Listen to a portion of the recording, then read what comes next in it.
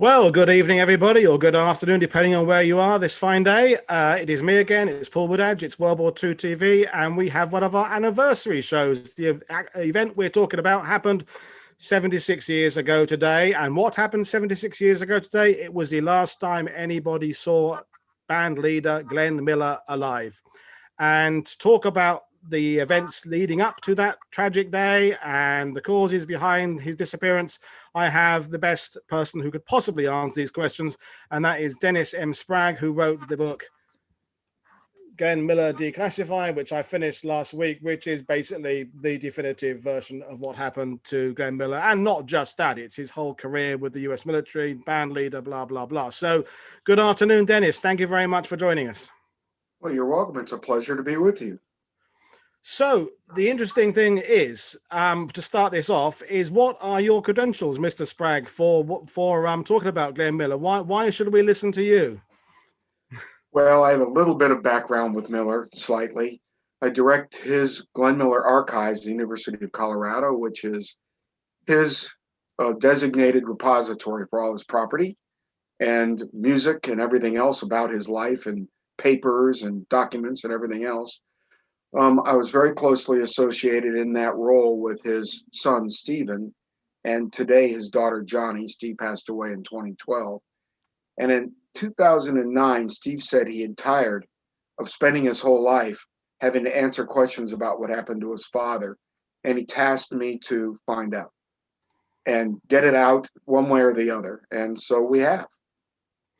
Well, we'll go through all the various ideas and conspiracies and things, but we'll start at the beginning. We'll build the story up bit by bit. So Glenn Miller was a successful civilian band leader, arranger, clarinetist, and musician. And then during World War II, he decided to enlist effectively and join the war effort. And let's talk first about that process. What prompted him to give up the civilian life and become a part of the American forces? Well, first, Paul, trombone. Trombone. What did I say? Clarinet? I did, didn't I? Did. Yeah. What an idiot. Yeah. Benny Goodman is haunting us somewhere. Artie Shaw. What am I talking about? Yeah. Well, that was the deliberate mistake, folks. So that's Mrs. Betty Smith has now won a tenner for getting that right. Got you on that one. All right. Well, anyway, so to make a very long story short, because we could be here all day talking about his motivations and who he was. Let's put ourselves in the position of Glenn Miller at the time of Pearl Harbor when the Americans were attacked.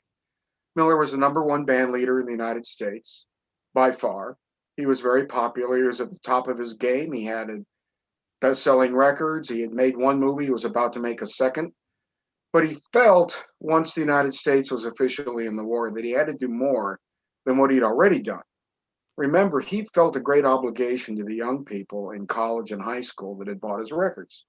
And, made his career, made him the top dog in the business. And I don't think we realize today how big the bands were, how many hundreds of bands there were in the US and the UK, and how popular they really were at the time. So he felt he had to do more than just, all right, dedicate some of his radio programs to the forces, give away radio phonographs, which he was doing on NBC, and on his CBS program did the same thing later. And he thought, even though he was over draft age, that he could get involved in the war effort in uniform and perhaps bring music to the forces because a lot of the good musicians had been drafted.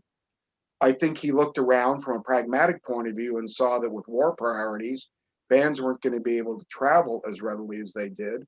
And in July of 42, of course, there was a recording strike in the States, which meant that he couldn't make records anyway. So from his point of view, volunteering to go into the military would serve several purposes. One, his patriotism and his sense of duty. But second, it was a pragmatic decision. Yeah. And I think we also need to address the fact in this age of social media that if Glenn Miller was around today, his name would be trending up in the top 5 of names daily and had been for years. I mean, he was a superstar in the USA, wasn't he? He was rivaling actors. He was rivaling authors, politicians. Glenn Miller was someone everybody was talking about. And therefore, when you get the events of his tragic death, of course people talked about it. It was in the news. It was probably the biggest news story prior to the Ardennes offensive starting 2 days later. And so that all has a bearing on what happened to him, is that he was a talked about person. What he did, what he said, what he thought was something the American public and later the whole of the kind of the Allied forces were interested in. So he was a very, very influential figure. So he decides to join the military. And even with that, there are competing sort of theories of, was he going to go into the army or the US Navy? Because various of his colleagues of musicians were going into different kind of bands that were setting up in different places. So run through the process, just kind of briefly, of how it ended up with the fledgling US Army Air Corps, which is the newest branch of the American military. Miller applied for commission in the Navy and was turned down for a number of reasons, which I have in the book, which didn't have anything to do with Miller. It was about the Navy and their issues, not him. He switched and applied to the Army. He was accepted by the Army, and they immediately put him in the Army Specialist Corps. And this was a branch that had been formed for music and recreation officers to try to boost morale of all the incoming people that were coming into uniform. And what they did was they went through basically not a 90-day, but a 30-day officer training course at Fort Meade, Maryland. But while he was there, one of the branches of the Army, what's now the United States Air Force, was the Army Air Forces. I mean, the U.S. had the Army Ground Forces, Army Service Forces, and Army Air Forces. Well, the Army Air Forces were a very interesting situation. Their commander, General Hap Arnold, had a great appreciation for public relations. He had major contacts in the film industry and in the music business, and they formed in their headquarters in Washington a public relations department that was tasked with forming what they called the film unit and radio units. And what they wanted to do was tell the story of the Army Air Forces. I mean, the American people, think about this. What's an Air Force? You have to explain to people what an Air Force is. You want to recruit young people to join it. And might I add, the regular Army, General Marshall, head of the Army, a little aside, got a little bit perturbed with this, because one of the messages that the Army Air Forces started putting on their radio broadcasts, and oh, by the way, guess why they wanted Glenn Miller for the Air Forces? It was because he was tailor-made for this role of promoting the Air Force on radio. The message was, Mom and Dad, your 17-year-old can enlist now, not be drafted, and find a job that will get them a civilian job later in life. And oh, here's the subtle message. Johnny or Freddie is going to be an aircraft mechanic in the UK and not in a foxhole on the continent. It was a very, very powerful message to young people and their parents. And Miller, was the man who was tasked with delivering it. He was appointed director of bands for the Army Air Forces Training Command in beginning of 1943. He essentially built up a system of musicians that had been drafted into base bands, a whole network of bands, really, multiple units. There were 2 radio units, one on the West Coast in Hollywood and one which they put in New York. And Miller ended up running the one in New York himself. They were billeted at New Haven, Connecticut, because that was the closest place to New York that the Army Air Forces had an actual place they could put them. And it was close enough to the radio studios in Manhattan that they could get in. Yeah, and one of the things I kind of picked up from your book is as I'm not a Glenn Miller expert by any means at all, right, is that in my kind of head, I kind of thought that he kind of takes his band, a few people leave, a few people join, he just takes his band. And of course, he was actually like an Eisenhower of organization within the US Army to create, as you said, these bands and radio shows. And it was as well structured and well organized as a military campaign, recording multiple sessions at the same time. So they can give these 30-minute show here and a 30-minute show there, and East Coast and West Coast and North and South. I mean, he was as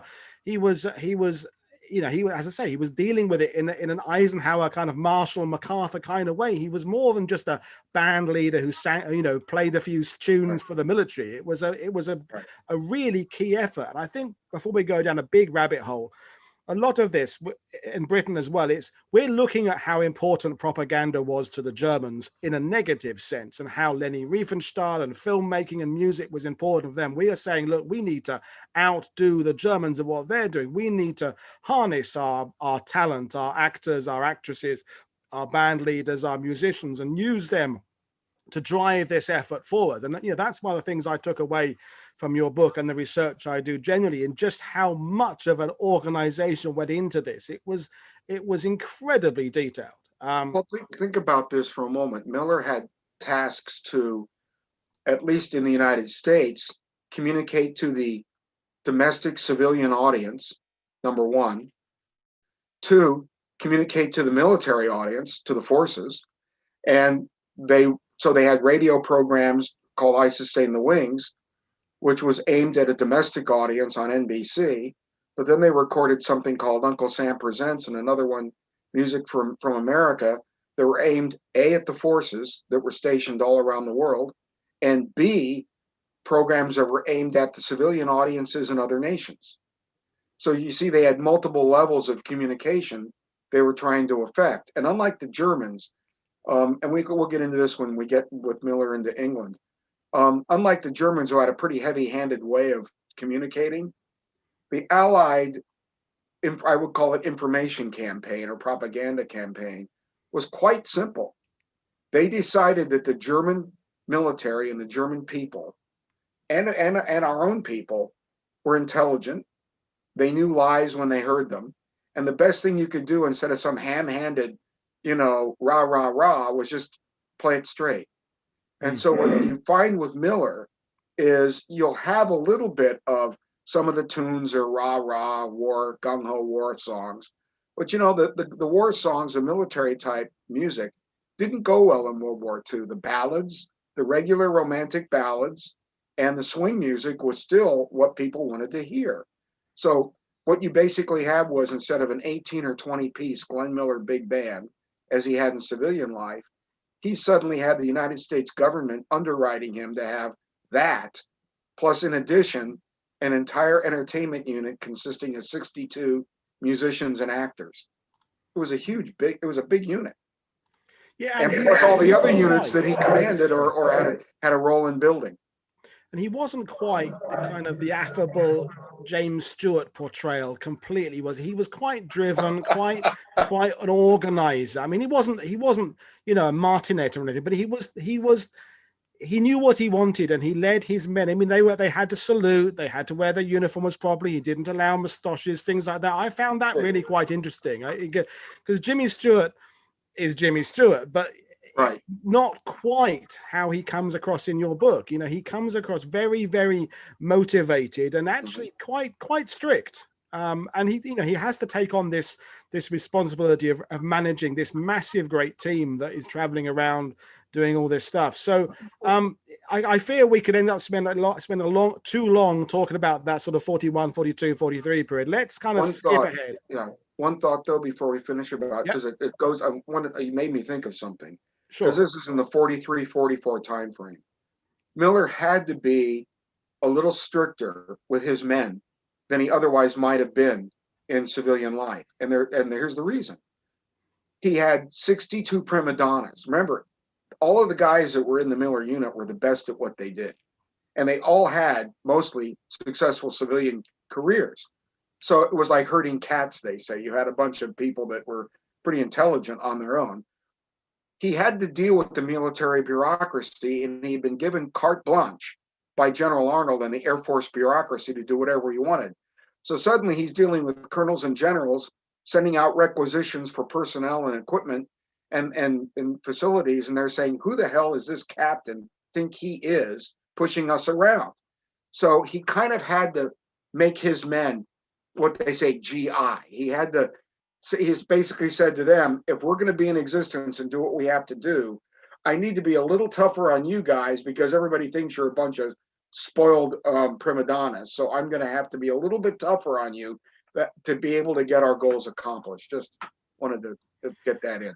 Which in a sense reinforces this Eisenhower parallel. Right. And Eisenhower was a great controller of egos, just the same. He's dealing with a different type of ego. He's dealing with Patton and Montgomery and Lee Mallory, but it's the same thing. If to control egos, you've got to out ego them and make them listen to what you're saying. And so, Glenn Miller clearly had that. But and so that was all just in the United States, and he hadn't even gotten to the UK with the BBC yet, which got even more complicated. In a sense, his star just keeps on ascending. His band gets bigger, his sound gets more established, he's got more control, more resources, more opportunities in many ways. But eventually he ends up in England. So let's kind of bring that phase in of how he gets involved in with the BBC and an even larger effort for the war, because it's the BBC in Britain that are kind of steering things. And this is where David Niven comes in as well, who's one of my personal heroes of all time. Well, so Miller had asked several times to be able to send the band overseas, his own unit, his radio unit overseas. And he kept getting denied because he was too important domestically to what was going on. They said, no, you're too valuable to send anywhere else. But Eisenhower sent a requisition or a request in May of 44 to Washington and said, I would like to have Glenn Miller's unit, which is the only one that I know of that can do the job I need done, sent to me at Chafe immediately. And Eisenhower got his way. The Army Air Force has said, fine, on the condition it remains an Air Force unit, the military. You can't bring him to Chafe and make him part of the regular ground army. He stays we still want him as part of the Air Force. But yes, we'll send him. And what Eisenhower was doing was, we had the BBC and the BBC's General Forces program broadcasting to the troops of the Commonwealth. The Americans had set up the American Forces Network with the help of the BBC in the UK. Eisenhower felt that those efforts should be combined, that there should be a combined network, American and British and Canadian, broadcasting to the forces as a unified, all allied broadcasting service. Now, the professional broadcasters in the UK and the US said, this is preposterous because the American audience and the British audience, won't get along. The Americans and Canadians will want one thing and the Brits will want another. But the BBC's problem with it was a little deeper than that. When they did surveys among the British troops and the British public, they were a little bit worried about this new service because they found that whilst the Americans and Canadians could care less about the Brit programming, the Brits wanted the American and Canadian programming because they liked it. It wasn't just the music. It was the comedians like Bob Hope and Jack Benny. They wanted the American radio programs. So the BBC was a little bit worried that, what are we doing here, creating an American and Canadian foothold in the UK? So after the war, we're going to have a competitor. I mean, that's how they looked at it, and you can understand their reluctance. But to make a very long story short, and I go into it in the book, as you read, Eisenhower met resistance from the BBC and the American Forces Network. He was able to get the Americans to agree because he could order them to, but he had to go to Churchill on the BBC, and Churchill's famous quote was, "My dear Eisenhower, I see that you now understand that the BBC is beyond even my persuasive powers." But what Churchill did, that was a humorous remark. It was in a little memo he sent to Ike. But what Churchill did do was order BBC, and he said basically, if you don't cooperate with Eisenhower, I'm going to give him your transmitters. So the BBC went along. Yeah, I mean, this is the level of people that Glenn Miller is being influenced by. Correct. And influence is enormous. Yeah. So right. So everything starts combining British, American, Canadian together, and this is a key period in the war as well, isn't it? This is the summer of 44. We're on the offensive finally. D-Day is coming. Italy, we're pushing up there. The Russians are pushing the Germans out of. So it's kind of keep up the momentum with good news, more music, more morale boosting, more information, and then as the summer becomes the fall. And Normandy is successful. The invasion is pushes ahead, and we knock the Germans out of Normandy, and we push up through Italy. the Allies kind of take the foot off the gas a little bit, don't they? And I think this is important because it comes into the story of the accident 76 years ago. Is everybody's getting a little bit more relaxed. There's this sense that we've kind of turned the corner now. We're over the worst.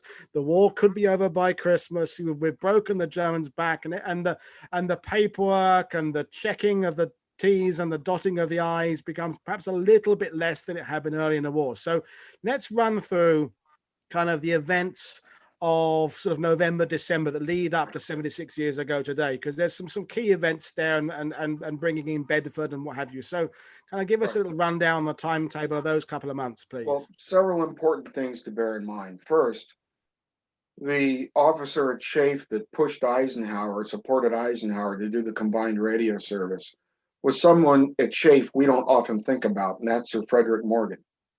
And Morgan was a very interesting man because he and the other British officers at Chafe were very devoted to Ike. They supported him. Tedder, all of them were very, very supportive. And what happened was that they brought in Miller. They also had a British band of the AEF and a Canadian band of the AEF. There wasn't just an American band. There was one for each nationality. Miller broadcast over the BBC and the combined service, which they called the Allied Expeditionary Forces Program, and the American Forces Network. The band had been in the UK since about July 1st, and several things had happened. They had done a lot of personal appearances at air bases all around. One of the prices they had to pay the Army Air Forces was to go over and visit all the 8th Air Force bases, and so they kept a regular schedule in addition to their broadcasting and recording. Guest stars that came over like Bing Crosby and Dinah Shore also appeared with them. One of the people Morgan recommended to Chafe for their broadcasting division, and Sir Noel Ashbridge, the head of engineering for the BBC, also recommended, was a man who in his own biographies and other people's biographies of him claimed to be a commando. But in reality, David Niven, Lieutenant Colonel David Niven, was, like Glenn Miller, far more important to the Allies in public relations, broadcasting, and film work than he was trying to become a commando. And much to Niven's own frustration, they said, guess what? You're being sent to this new all-Allied radio service that Eisenhower's starting, and you're going to be the deputy commander of it. And by October, who's reporting to David Niven but Major Glenn Miller? They're working together on this. Niven's basically head of administration of this broadcasting network, and Miller is his top performer, if you will.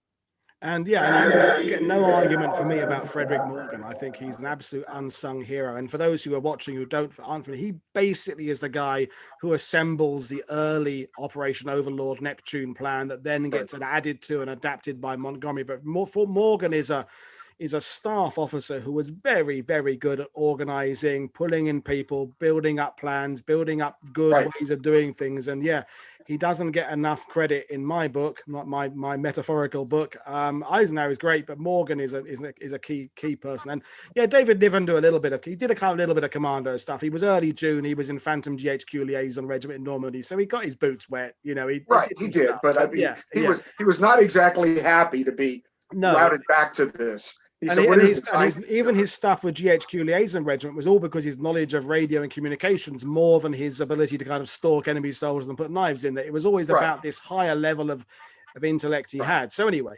and also after the war and for the rest of his life, Niven never owned up to all of this.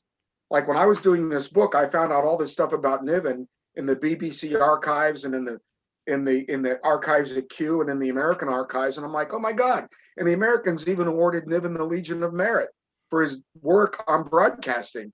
And Niven, I don't know why he never owned up to it, because it was a great thing that he did. But anyway, so by October and November, you know, Miller's working for Niven, they're broadcasting away, and everything's going fine. But the Allies have taken Paris, and they've acquired the French radio studios, and they're rebuilding things. And the idea comes up that maybe Miller's band, because Miller's always pressing the envelope, you know, he's always wanting to go to the next step, to the next level. And General Ray Barker, speaking of Morgan, General Ray Barker, who's head of personnel and administration for SHAEF, who was Morgan's deputy at Cossack. Barker, once Miller's band brought over to Paris, remember SHAEF had moved to Versailles by this time, and SHAEF rear was still in England, but where Miller was. So the decision was made that, okay, we would like to, in theory, transfer Miller's big unit of 62 musicians, broadcasters, actors, entertainers to France, where they would be available for troops on leave in the Paris area for appearances and to go to the hospitals in the Paris area. See, one of the things SHAEF wanted to do was the band had never really appeared for American ground troops, British ground troops, or some of the Air Force units that had gone over to the continent already. They had basically only gone to bomber bases in the UK. So they wanted to make them more available. There was only one problem. The BBC engineering department did not believe that they had adequate broadcasting facilities up to snuff in France to where they could get reliable broadcasts. You have to understand, this band was on the air at least 3 times a day, every day of the week, or some unit of it, even if it was a recording. So they had a very busy schedule, and they were very popular. They also did broadcasts, like I said earlier, propaganda broadcasts to the Germans. So there was a lot of things going on. Anyway, Miller made a commitment. He said, all right, look, here's what I'll do. Why don't I pre-record 6 weeks of programs? In addition to our regular schedule, I'll put it up to a vote of the band. And if they vote yes to increase their workload, we'll get these programs done between now, this was around November 15th. We'll get these programs pre-recorded between now and mid-December. Then you can ship us over and we'll have enough recorded programs to get us through the end of January if the broadcasting transmission lines and transmitters aren't capable of getting the broadcast from Paris back to the UK in a manner in which BBC deems acceptable. So he did this. He pre-recorded the programs. They did this heavy workload. Miller's deputy, number 2 man, a guy by the name of Lieutenant Don Haynes, was tasked to go to France and get set up all the various things that were going on in terms of billeting the band and all their facilities. And that was all underway. Now, I want to say one thing before we go further. The band was not stationed in London. People think the band was in London because they did do broadcasts from London, from the Queensberry Club and from other places. The band was billeted in Bedford. And the reason for Bedford, and it's another thing that I think a lot of historians pass over, most of the BBC's broadcasting operations had been moved out to Bedford during the Blitz. So Sir Adrian Boult and the BBC Symphony and everybody else was out in Bedford. So Niven and Miller felt it was better to put the band there, not only because they had facilities they could use, but they were safe. Remember, these are the days of V1s and later V2s. So London wasn't exactly safe for this band. And Miller, in fact, when they came over, they were at Sloane Court for the first 3 nights they were in the UK, and then they were sent out to Bedford. And I think it was 2, maybe 3 nights after they were sent out to Bedford, a V1 slammed into Sloane Court, and they might have all been killed or injured. So they very narrowly had a near miss on that one. So. And Bedford is also, for those watching in the USA or not familiar with UK geography, Bedford's kind of central middle. It's a good location for movement. It's good to get the 8th Air Force base. Right. It's just a good place. You're safe, but it's also transport wise perfect. But the reason I mention it is because their host in Bedford was actually Milton Ernest, in Milton Ernest, where they ate. It was the 8th Air Force Service Command. The Service Command was the largest component of 8th Air Force. It wasn't the bomber units. It wasn't the fighter units, the combat units. It was the repair shop. They repaired all the airplanes, and they had air depots in the UK, but their headquarters was at Milton Ernest Hall. And that's where Miller's activities, whereas where he ate and slept, was centered around that area of Bedfordshire, actually, Milton Ernest, just outside of. Yeah. And there was a little small RAF training field near Milton Ernest, between Milton Ernest and Bedford, called RAF Twinwood. And Twinwood, which is really a twin wood, there are 2 woods in between where the runways were built on a farm, was where the Miller band would fly in and out of and Miller would travel in and out of, and everybody else going to the 8th Air Force Service Command would travel.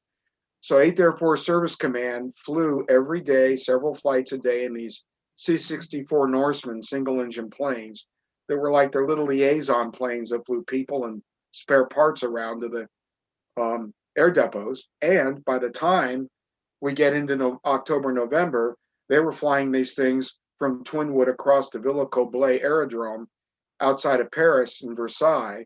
And Villers-Cotterêts was where they centered some of their transport activities. And they were building an air depot on the far shore so that damaged American bombers could land there and repair rather than ditch in the channel or have to try to make it back to the UK. The man in charge of that air depot project was a fellow named Lieutenant Colonel Norman Baessell. Lieutenant Colonel Baessell was traveling back and forth between Milton Ernest and France. There he is, on a weekly or bi-weekly basis. He was a very busy man.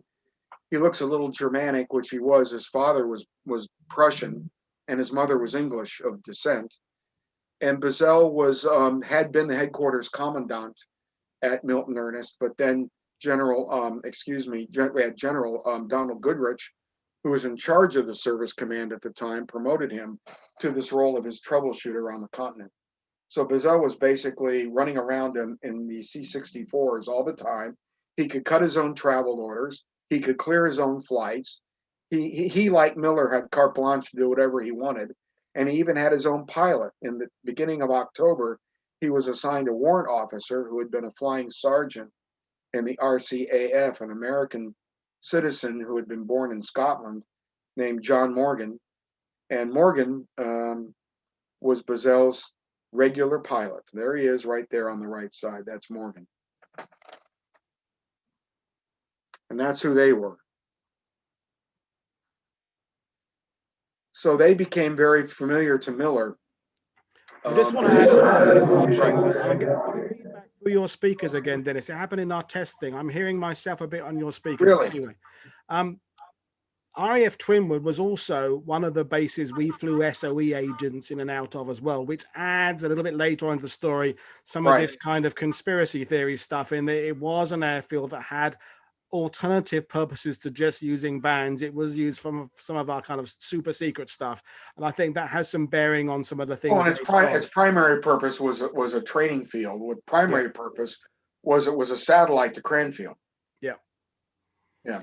So let's bring up to, because we're already half an hour and I'm enjoying it, is December the 15th, 76 years ago today, the whole, what was the flight about? And there was a kind of a series of, not like a perfect storm, but a little bit there, a little bit there. They kind of set into motion a sequence of events that meant that it was kind of predestined from a certain point of view, wasn't it? At a certain point, things were going to go wrong, weren't they? So kind of run us through those last sort of 24, 48 hours. Aviation accidents are often a confluence of events that don't seem to connect with one another, but they do.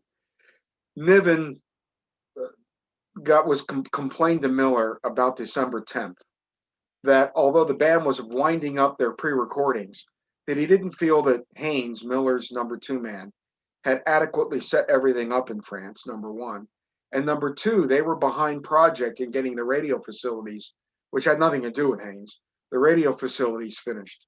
So Haynes had been scheduled to be the advance man, to fly over ahead of the band by regular transport, and that Miller would come with the band and bring the band after Haynes and Niven had everything set up. Niven, however, had lost confidence in Haynes and said to Miller, look, I need you to come over ahead of the band, not him. And will you please change the orders to where you will come ahead by authorized transport? What do I mean by authorized transport? Although they were housed in Bedford by 8th Air Force Service Command, Miller was a VIP personally, and the band was certainly treasured property, shall we say. They were not allowed to just fly around at their own whim. They had to go by authorized transport under very controlled circumstances for evident reasons. Miller booked a flight on what was an airline. The American Air Transport Command flew 12 flights a day between Bovingdon and Paris-Orly in basically what were renovated airline planes that had regular seats, served hot meals, and generals, admirals, VIPs, diplomats flew on these planes. And Miller was booked on that. And that's where they wanted him. They knew where he was. They could have control over him, and they knew where he was traveling. Those flights on December 12th, 13th, and 14th, Miller's last performance was on the 12th. He attempted to go out to Bovingdon on the 13th, and he was booked on a flight on the 14th. On all 3 days, those flights were canceled. Not because the weather in the London area was not adequate for flight. It wasn't great, but it was adequate. The weather was bad on the French side. And that bad weather, of course, remember, the American weather forecasters, the British weather forecasters, and on the other side, our friends in Germany were watching that weather. Of course, the Germans are watching it for a different reason, obviously, which we'll come to find out. But the Americans and the British basically were trying to, the combat planes could fly. Why? Because the Lancasters and the B-17s and the B-24 were bombing by radar by this point. So they could fly over Kassel, Siegen, or Hanover, Germany, and if the cloud cover was 1010 overcast below them, it was no matter. They just dropped by radar. Now they might miss, but they did drop through the clouds, and they could deploy and fly. And as long as the weather was good at the air bases in the UK, they could take off. Well, it was a different matter for the training flights and for the transport flights. Transport flights were canceled for that week. Miller was frustrated. He called Haynes and said, "Well, looks like I'm screwed. I'm grounded. I'm done. I'm not going to get out of here. This whole thing's going to blow up. I made a commitment to get this thing done, and now all hell's going to come down on me because I didn't get my job done." And Niven's mad, and et cetera, et cetera. Well, at the time, Haynes was with Baessell. Baessell happened to be at Milton Ernest at the time, and was himself planning to head back to France. And Baessell, being the ever wanting to be the popular guy, hail fellow, well met, poker playing partner of Miller and Haynes, he knew Miller very well. They played poker together. Baessell said, "Just tell Glenn he can hitch a ride with me. I control my own flight. I control my pilot. I'm going. I'll get him there." So Miller said, okay. Haynes went into London, picked Miller up at the hotel he was staying in London. They drove back out to Bedford. They had dinner at Milton Ernest Hall, played a game of poker on Thursday night the 14th. They get up in the morning. The weather isn't good, but it clears enough by noontime. I hate to tell you this, but the Glenn Miller story was wrong. It wasn't fogged in at the middle of the day. It was fogged in the morning. But one of the misnomers people have was that Twinwood was closed. It wasn't. It was closed for the training flights. The 51st Operational Training Unit grounded their student pilots, but the control tower or the watch office was open. And the 8th Air Force Service Command flights were coming and going. The morning flight from France had come in and gone on to another air depot. So from Baessell's point of view, no problem. Plus he had his own pilot, Morgan. He called Morgan. Morgan called him. Morgan was at Alconbury at the Abbots Ripton depot. He made plans to fly from Alconbury to Twinwood to pick up Miller and Baessell after they had a nice lunch at Milton Ernest Hall. Nobody saw that there was a problem. There was a 2,000 to 3,000 foot ceiling, 1.5 mile visibility. It wasn't great, but it was adequate. It was the UK in December, basically. The flights normally climbed to 5,000 feet and flew over the clouds anyway. But there was one hitch to all of this, that Baessell, who was not a pilot, Morgan, who was, but was a warrant officer, junior pilot, 22-year-old, and subject to Baessell's orders, he ran into a problem. The air traffic control officer at Alconbury rejected an instrument clearance and said, "No, I'm not clearing you to Villacablaise because they're closed or will be closed by this afternoon because the weather over there is not supposed to be good. And you're going to have to divert to Orly and shoot an instrument approach at Orly. Are you qualified to fly an instrument approach at Orly?" He wasn't. He wasn't qualified to fly the instrument approach. So anyway, to make a long story short, Morgan went on his own recognizance at Baessell's suggestion, and he flew visual flight rules or contact flight rules. What does that mean? Rather than take the normal route, which was under instrument control, where they would call the flight in to a control center at Bovingdon, and they would know the plane had departed, They would know when it arrived in France, that it got reported in, called in.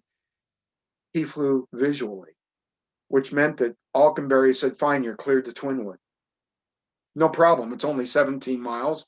You can fly at low altitude. You can see that as long as you maintain contact with the ground, go ahead. So he went to Twinwood. At that point, he picks up Baessell and Miller, and off they go.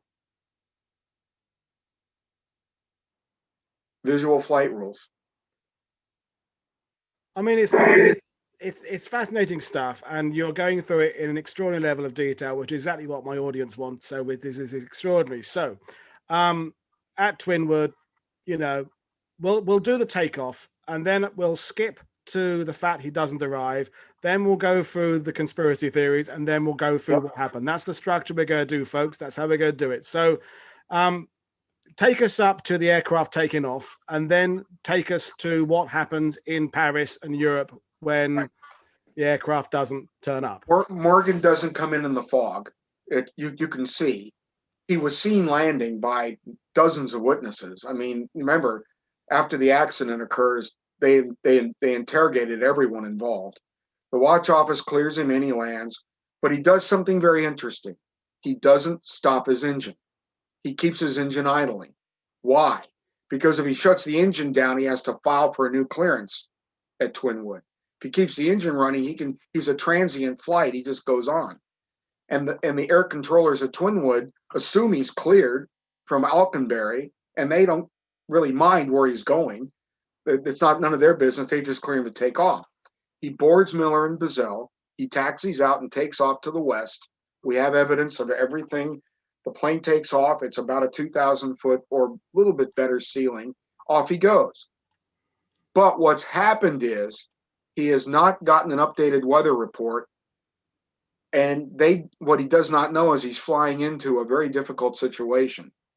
He's supposed to take a flight route that he has taken dozens of times.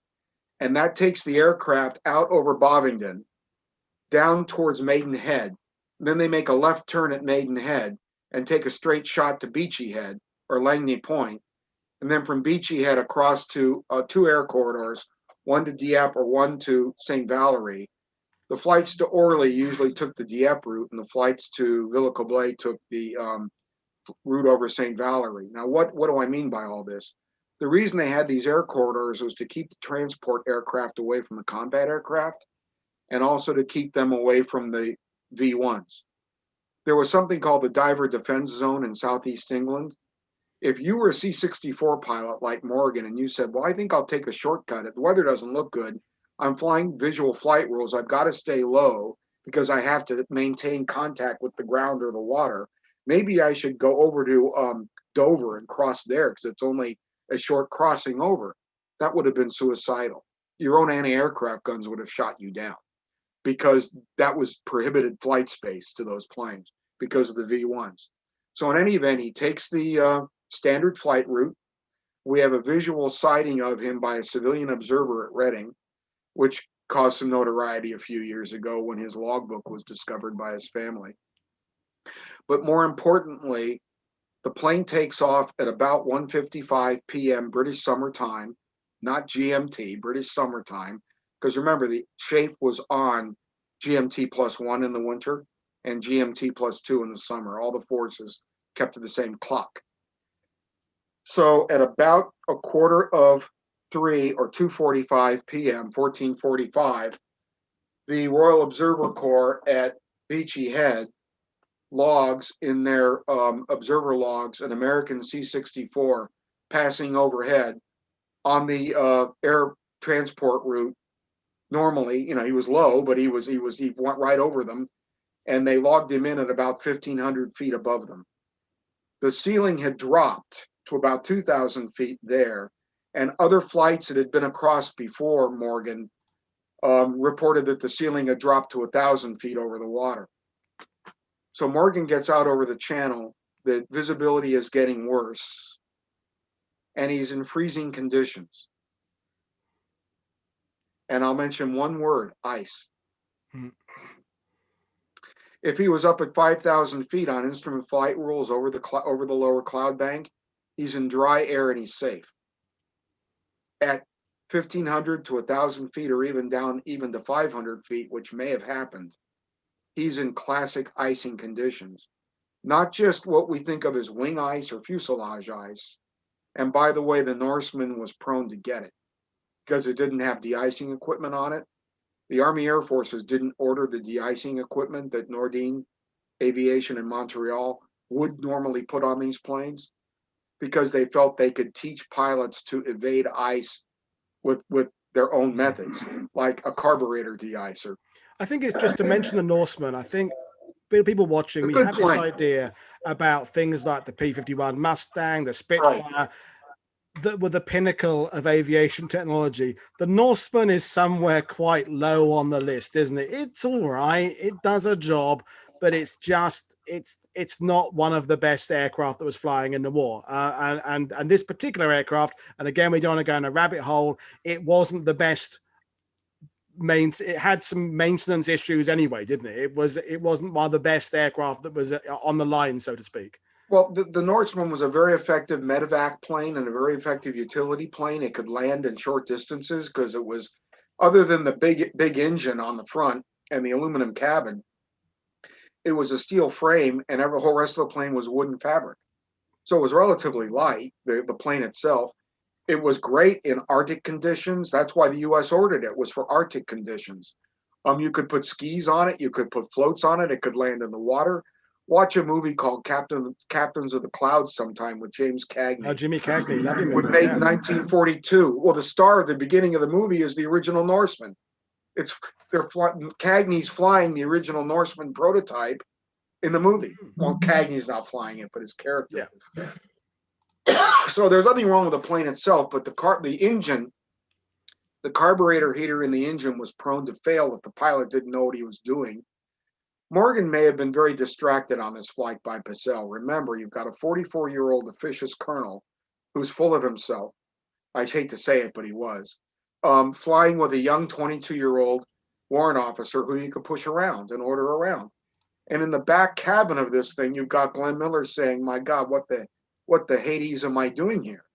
I mean, first of all, if the cabin is cold, the engine is loud, you can sniff and smell the aviation fluid. The relief valves where you can, relieve yourself are probably frozen over, so you can't go. And you're listening to Morgan probably saying, sir, I think I should either turn around or climb. And Baessell's saying, bullshit, let's go on.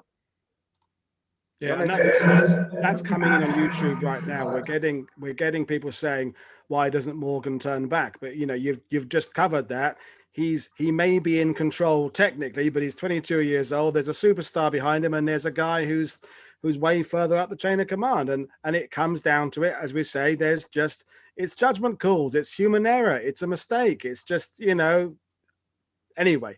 So he pressed on. Let's just say he pressed on. Yeah. He didn't have a better. So anyway, so in Europe, there's people waiting for this aircraft to turn up, and it doesn't. So go through the little sequence of events that happens over there. Well, Morgan doesn't report in from Villa Coblay back to Abbott's Ripton and Alconbury. So the next day, about 24 hours later, the officer in charge and the desk clerk in charge at his home base notice that there's been no report from France that the plane has landed. Now, the weather's been spotty. He may have diverted. A lot of these liaison and transport pilots were sloppy about their paperwork, so it wasn't unusual that one of them wouldn't report in when he hit the continent. So they didn't think much of it. They filed a piece of paperwork. They filed a missing airplane aircrew report. They typed in Morgan and Baessell's names. Actually, Morgan's name, because they didn't even know that he had picked up Baessell. They just typed in Morgan's name and the aircraft serial number and set it aside. That's important later because they have to add two names. And conspiracy theorists think that because a different typewriter typed in the other two names, there's a grand conspiracy going on. What there is a comedy of horrible errors going on. And so they set this report aside. Meanwhile, that morning, the next morning, on Saturday morning, the 16th, all hell breaks loose because guess who decides to invade the Ardennes? So all of a sudden, the whereabouts of this little C-64 are irrelevant to the greater scheme of things in the world. So we roll around to Monday the 18th. The weather is good. It's clear, sunny, windy. Three C-47s with Miller's band, equipment, luggage arrive at Orly. Miller isn't there to greet them. And they suddenly send out inquiries. Haynes calls Chafe and says, "Where's Glenn? He isn't here to meet us." And Niven says, basically, "I thought he was with you. We thought, we knew the weather was bad. We knew the VIP flights were grounded." And Haynes says, "Oh, we forgot to tell you that he made other plans." Well, you can imagine all hell breaks loose at that point. Once they realize he's made other plans, which he was not authorized to do, which they had no knowledge of. And you know as well as I do, on Friday, if Miller had said, "I'm hitching a ride with Baessell," Chafe would have said absolutely, positively, "No, you are not hitching a ride with Baessell." But anyway, he did. So one thing leads to another, and General Ray Barker, who I mentioned earlier, has a documented response to this. He says, "How the hell did we lose Glenn Miller?" So they call 8th Air Force Service Command at Milton Ernest. And the new commanding officer, Colonel James Early, and his adjutant answer the phone. And they know they had been at lunch with Miller and Baessell. They knew that Miller and Baessell were going off together on this ride.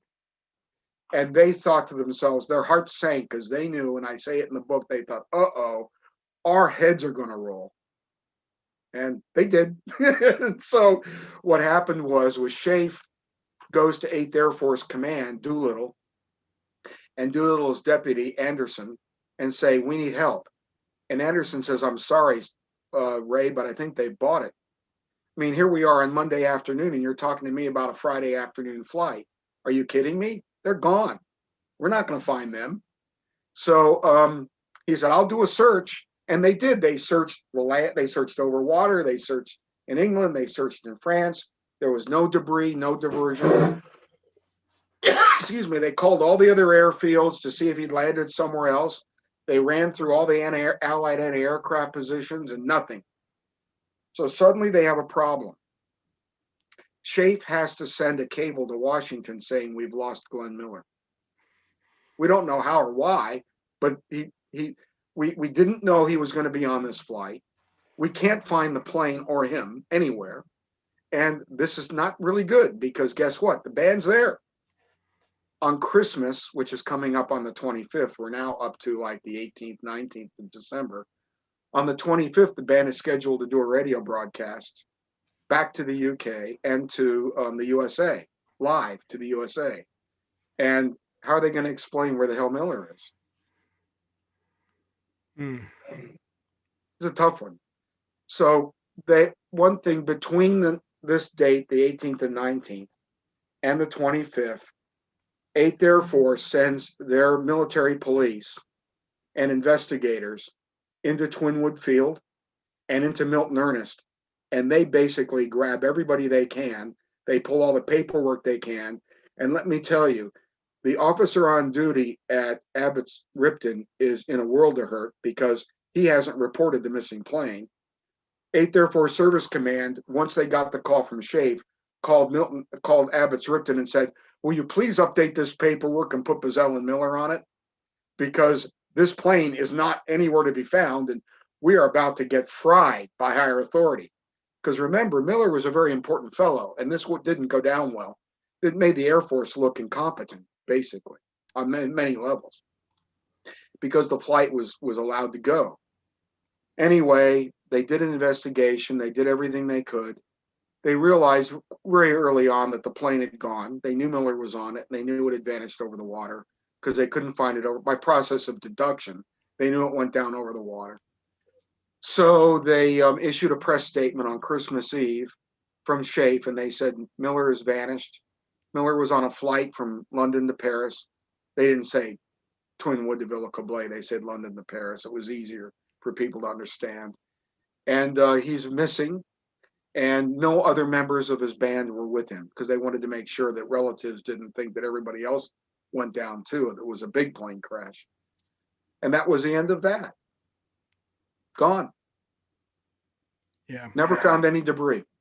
which led them to believe he went down mid-channel because. And let's be clear, missing is a standard term for when you cannot determine someone's death. You know, missing in action. That's right. But it also can be used in the context of then immediately adding this idea there's some kind of mystery that can't be solved. Ah, he's missing.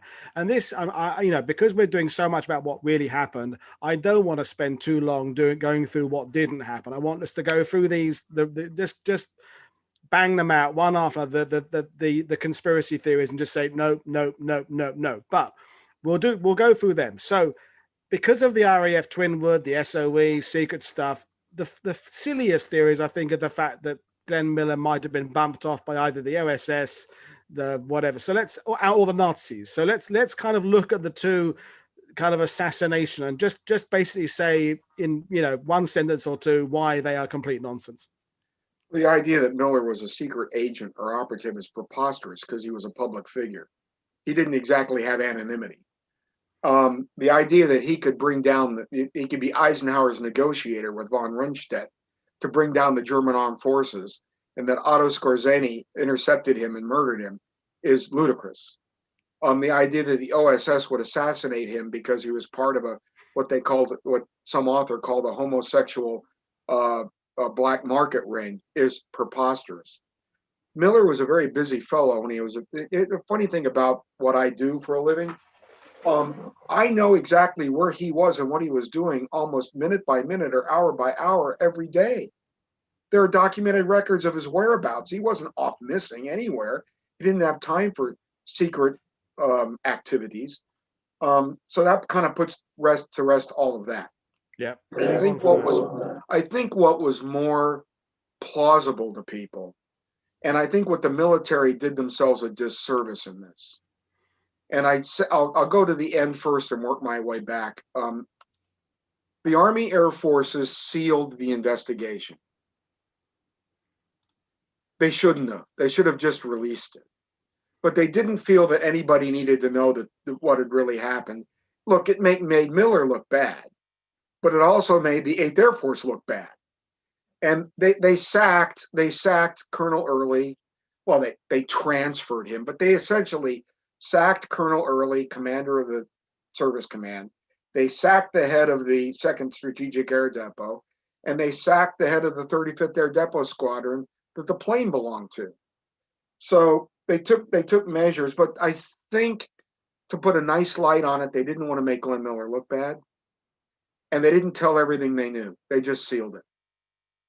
And what they didn't know, which was, and then the report it says, in absence of evidence to the contrary, we believe this aircraft went down about mid-channel due to either a combination of mechanical failure, icing, and pilot disorientation or error. I mean, spatial disorientation was quite a good possibility when you're looking out the windshield and everything's gray. Think John F. Kennedy Jr. in 1999. But what was more plausible and became more believable in the 1980s was that the RAF did them in, because the RAF had a returning group of Lancasters that had their mission to Siegen aborted because their fighter escort couldn't take off that day, and they jettisoned their bombs mid-channel in the vicinity of where the plane was passing. And a navigator who was South African recalled in 1984, "Oh yes, I remember 40 years ago. We dropped our errant bombs and I saw that plane pass below us from my Lancaster navigator station, and I saw it go in." There's a couple problems with that. One is that you can't see below a Lancaster. When you ever been in a Lancaster? I haven't. You can't see below it. Yeah. You can't see straight down. But that's another story. So I think the circumstances of what happened, the fact that nothing was ever found, and that the American Army Air Forces sealed the report, goes a long way to explaining. They didn't even tell Mrs. Miller what happened. So they didn't even tell his wife what really happened. So I think that goes a long way into explaining the conspiracy theories. And by the way, in the week between the disappearance and the announcement in Paris, remember, SHAEF was loaded with about 500 news correspondents. And they were talking amongst themselves. They knew Miller wasn't there. So around in and around the bars in Paris, around the Scribe Hotel, guess what? They started rumors and they started talking among themselves. And pretty soon it was, well, the first one was he was captured by the Germans. The plane had mechanical problems and went down over enemy territory. The Germans had it. And then then that led to, oh, maybe Baessell was in the black market, and Baessell somehow stole the plane and murdered Miller, and it went on and on and on to these other things we talked about, the OSS and the idea that he was negotiating the surrender of Germany, which is ridiculous. And this just comes down to what I said at the top of the show about the level of his fame. I mean, right. People of that level of fame get talked about. It's happening right now in the news. People are talking about Meghan Markle, whoever it would be, Donald Trump, Joe Biden, Boris Johnson. If you're in the public figure, people are always talking about, oh, well, of course it's this. I've heard someone that says this. So just because we've got on YouTube, it's not just the fact that you can't see below the Lancaster. It's also that you've proven kind of fundamentally completely that the flight paths were nowhere near each other and the timers don't coincide either. So they were 90 minutes apart. But here's the part that I found odd. The part that was odd was that when this all came up in the 80s, and if you go online, even now, even with my book, you'll see that people believe the Lancasters did it. They didn't. I have a letter from the Minister of Defense thanking me for clearing them. It was really kind of humorous, tongue in cheek, but it was good. In the British records and in the American records, if you corroborate them, and I had a great historian, Roy Nesbitt, who I love dearly, who verified that the Lancasters did it. God rest his soul, poor Roy. He looked in the British records, he didn't look in the American records, and he didn't corroborate the times. He said, well, I was a navigator in the RAF, and we navigated on GMT. So all the times reported in the squadron, RAF squadron records are GMT. Therefore, those planes aligned. The Miller flight aligned with the Lancasters. But there were two problems with that. A, the bomb jettison was not GMT. It was British summertime. All of SHAEF, all the commands, all the RAF, the AAF, the Navy, the Army, of course they were all on the same clock. And that clock was GMT plus one. So poor Roy miscalculated that. He had them an hour off, which is the first mistake, which was wrong. And then secondly, in the actual records, the planes were a half hour ahead of even that. So the Lancaster with Fred Shaw on it, who was the guy who reported the accident, that plane was on the ground at Methwold, its home base, with engines off when Miller's plane took off. It was already back. So Miller's plane wasn't anywhere near them. So they were not the cause, but I'll say this, before I learned that from looking at the British and American records, and that's where I found out the times matched, because the American records and the British records gave the exact same time for the RAF mission. Obviously they would. Obviously they were talking to one another. You didn't want to have them working at counter purposes. But it made sense that it could have been the Lancasters because they did jettison in that vicinity and that plane did pass in that vicinity. And I always said to people, well, at least they put him in the water, which is probably where they ended up. I didn't have a problem with that. I disproved it, but I didn't have a problem with it. It's the other more salacious things that Steve Miller, his son, and his family had a real problem with, which dragged Miller's name through the mud. And that's a very good point. And that's what I'm trying to do with this channel is it's nice to look at the counter history and the alternative history and the what ifs and the what, but if it ends up being insulting and negative, it's just leave it. So let's get down. So it's not the OSS, not the CIA. He wasn't a closet homosexual. He wasn't black market. Neither was anyone else. It was just a series of events of judgment, weather, bad luck, a pilot. So just run through what you basically think happened to that aircraft. I mean, in a sense, it's kind of boring, isn't it? It's just a tragic accident. And we ought to reference the fact that aircraft are coming down all the time in wars. That's what happens in wars. There are flights going down here, there, and everywhere. In Normandy alone, in the first, I think, 2 months of the invasion, there's like something like 250 missing aircraft crash reports filed. The C-47s go down, transport aircraft, it's just...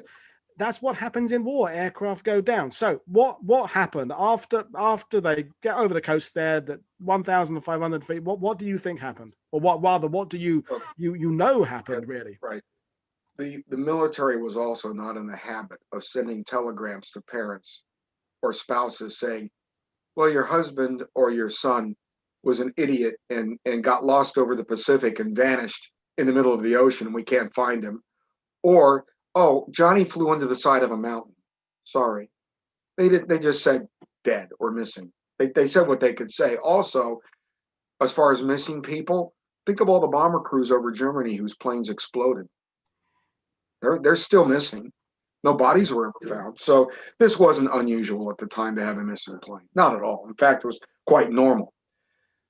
The Army Air Force's report, which I put in the book, and which I think was the first time anybody ever published it, says right at the beginning, we question the state of mind of all three individuals on this airplane. That's a key point. You question Miller's state of mind because he's in a rush, he's in a hurry, he's stressed. He puts himself in a position to be on the plane that he had no business being on. Baessell puts himself in flight because he too is officious. Well, Miller isn't officious. Baessell's officious, running around. He has an air depot to build and he's behind schedule. So he's trying to make his schedule. He orders the flight to go. He had no authority to do it. They point that out. But the man who could have saved all three lives was Morgan. If Morgan had had the courage to stand up to Baessell, he had one thing going for him. He was pilot in command. At any point in time, Morgan could have said, no, I'm going to divert. I'm not going to go. I'm going to land here. I'm going to land at Bovington. I don't like what's ahead of me. I'm over the water. I'm going to turn around and go back. For all we know, Morgan may have tried to turn around and go back and then crashed. We don't know that. But here's what we do know. We do know that the plane took off. We do know that Miller and Baessell and Morgan were aboard it. We do know that all three men vanished. So when people talk about conspiracy theories about Miller, that's all well and good, but what happened to the other two men then? In other words, you put them all in one place, they all go away. They don't go away independent of one another. Some people thought Baessell survived the war in South America. That's another idiotic.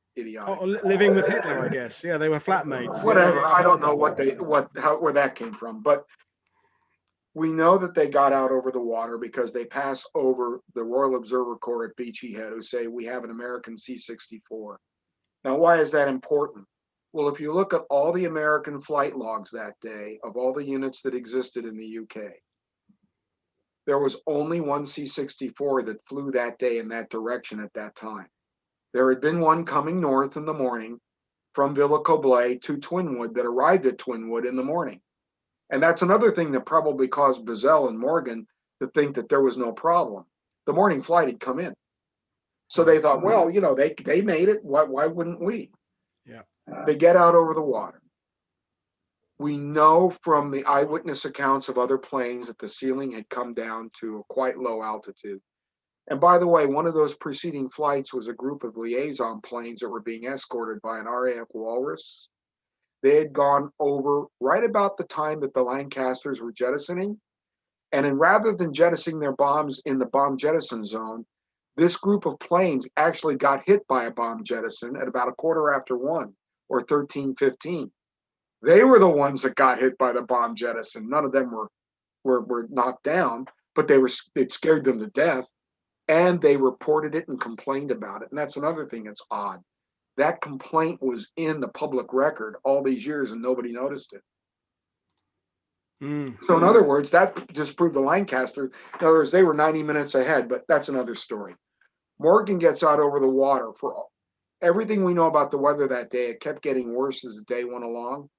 By the time the Lancasters and the B-17s came back from their mission that day over Germany, they encountered visibility problems landing at Thurley and at all the various 8th Air Force and Lancaster bases, Feltwell, everywhere. In fact, you may know this, two B-17s collided on approach on that day, and both crews were lost. and Greenham Common, I think it was. I forget where that one was off the top of my head. So they get out over the water.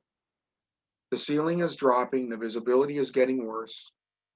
Now, if Morgan had made it across the water and made it to France, he still had to land at Orly, or he would have gotten to Villa Coblay. He could have gotten lost trying to get to Villa Coblay because the visibility had dropped. He also, if he would had to shoot an instrument approach, the only place he could go was Orly because they were the only one with an instrument landing system, and he wasn't competent to fly the instrument approach. So I don't know how he would have landed. So they might have crashed in France if they'd made it across. So he gets out in the middle. He's on the flight path. Why is he on the flight path? Some people think, like the aviation archaeology group Tiger, they think he went 180 miles to the west to Portland Bill and crossed that direction. Well, if he had done that, he would have arrived over France in the darkness, and he didn't want to arrive in the dark because he needed daylight. Well, he ran out of daylight somewhere mid-channel, and here's how he ran out of it. One of three things happened. First, spatial disorientation. He simply flew the aircraft in the water. Many pilots, in fact, several who flew that day who I interviewed, strongly believe he simply flew the plane in the water and had no mechanical problem whatsoever. He just didn't know where he was and went and kaboom, done. And by the way, C-64, even if he ran into trouble and had an engine failure, he couldn't ditch it. Fixed landing gear, high wing, when those planes hit the water, they would cartwheel or flip over. So you couldn't safely ditch them. So take that idea of an intact plane in the water out of your mind. It was a catastrophic incident. The second thing that could have happened was a hydraulic fluid leak.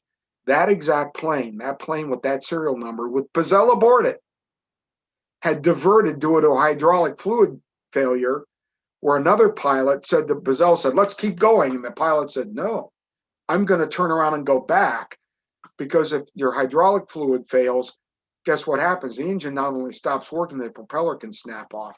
And it's kind of hard to fly the plane without a propeller on it." So that plane had a history of hydraulic fluid leaks, that exact plane. So that could have happened. But the most probable cause of the accident was the carburetor heaters on these planes malfunction. If you didn't know what you were doing, you could run into a situation where the engine ice formed and the engine basically stopped. And at 500 feet to 1,500 feet, I detail it at 1,500 feet in the book. At 1,500 feet, if the engine quit, all the weight in the plane's in the nose. It noses over and dives straight in. The pilot has eight seconds to take some evasive action, which is impossible, of course. So Morgan could have avoided the whole thing by A, not going, or B, climbing up to 5,000 feet and going over the weather. One or the other. Yeah. But even then, he still, like I said, would have had to approach the aerodromes in Paris and land it. And that would have been another problematic situation. So the answer is he shouldn't have gone in the first place. I think my gut feel is, I don't want to throw Morgan under the bus and say he was totally incompetent, but I believe he ran into a situation he couldn't control or react to. By the way, people say there's no distress call, the plane didn't have a radio. These planes were properly equipped. I go through that in the book. They had all the state-of-the-art radio communications equipment. So if he had any kind of an incident that he had any time at all to think about, he could have called in a distress call.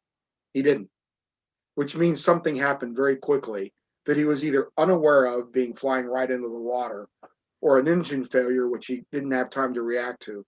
In either case, the aircraft hits the water at 150 miles an hour and it completely disintegrates. It's not survivable. Wow. Well, I mean, that's it. I mean, people have been fascinated. I'm watching the comments on YouTube. People are enthralled by this. Your level of detail is absolutely incredible. So I can thank you again for joining us and talking about this. I mean, just briefly, because we're an hour and a quarter in, I said it'd be about an hour. I knew it would be a bit longer. What's your gut feeling about, had Glenn Miller not been killed, where do you think his career would have gone? I mean, it's all speculation, but just as a Glenn Miller enthusiast, fan, archivist, what do you think would have been the next stage? Well, I think that he would have become a producer and impresario. His plan was to not be a full-time band leader, but maybe work 6 months with a band and 6 months off. He had already invested quite heavily in other activities. I think he would have probably owned radio stations, perhaps television stations, and I think he would have developed other talent as he was starting to do. He had promised his protege Tex Beneke, as civilian saxophonist, his own band after the war. And in fact, when the post-war Glenn Miller Band was reconstituted, Beneke was made leader of it. I think he would have developed other talent. We would have seen him. Some people say he would have been Lawrence Welk. We would have had him on instead of Lawrence Welk on the weekends. But I'm not sure. I don't think so. Glenn was not Lawrence Welk by any stretch of the imagination. He wasn't that corny. So I think that Glenn was a pretty serious man. I have a pet theory, and I said it to you earlier, and I'll just say it to the audience. I believe Glenn would have absolutely discovered and developed the Beatles, and he would have loved them. You heard it here, folks. There's a Glenn Miller Beatles connection. Dennis M. Spragg believes that would have been the Beatles themselves. I get that from the Beatles themselves. The Beatles themselves say that he influenced them. Wow. You never know. Who knows? I mean, this is the thing. I mean, we've taken a subject, we've paid tribute to a great artist, a great American, a great patriot, a great musician, a guy who served his country, who on the last day of his life, he, as you said yourself, that report that said, questioning the judgment of three people, a series of events, some bad calls, bit of bad luck, and it comes under the big category of shit happens, unfortunately, doesn't it? There's no big conspiracy. It wasn't a big Nazi conspiracy. It wasn't the OSS. It was just shit happens. So it's been absolutely thrilling talking to you.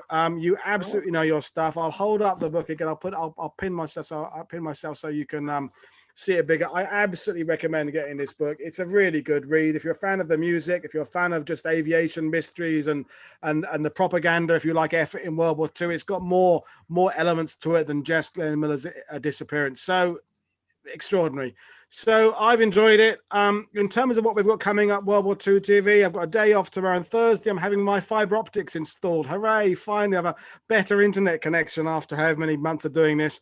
Then Friday evening, this same time, 7 p.m. UK, I've got an interview with Donnie Edwards, the former NFL linebacker, all about how he brings veterans back to the battlefields in Normandy and Bastogne and the Far East. So that'll be Donnie, my mate Donnie, talking about football and World War II. But it remains me again to say thank you very much, Dennis, for watching, for joining us. For those watching, thank you for watching. Please don't forget to click subscribe. Don't forget to click the little button to get the notifications, and also like my videos. Every extra like helps me with the analytics on YouTube, and I really want to build this channel up. So brilliant stuff. I've really enjoyed tonight. It's something a bit different. No one is going to question your knowledge on this, Dennis. You have absolutely provided the definitive version of what happened, I think. So any final words for anybody on the 76th anniversary of his death?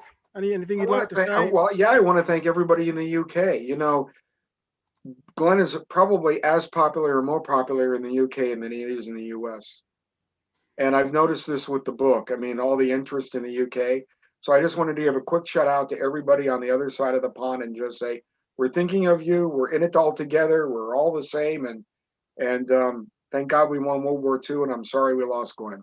But amazing words to end on. So that's it. I'm going to end the stream now. Thank you very much for watching, folks. I've really enjoyed it. I'll see you all again soon on the next program. It's been a blast. So yeah, it's put me in the mood for a beer. Nice joke. So thank you very much for watching, everybody.